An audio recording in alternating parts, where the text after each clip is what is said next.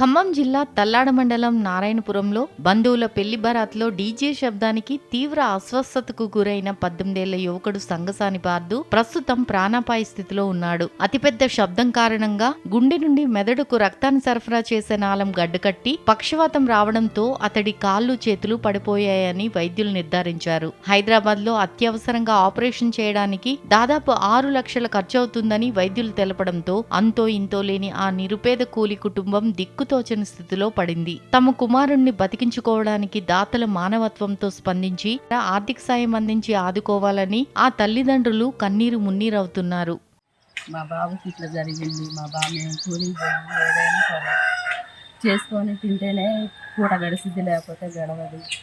వాడు కూలి చేసుకొని చదువుకుంటేనే కూలి చేసి మా కుటుంబాన్ని పోషించుతాడు. వాడికే ఇట్లా అయిపోయింది. దాతలు ఎవరైనా ఉంటే సహాయం చేసి మమ్మల్ని ఆదుకోగలరని కోరుకుంటున్నాను సార్. మా బాబు మంచిగా ఉండాలని.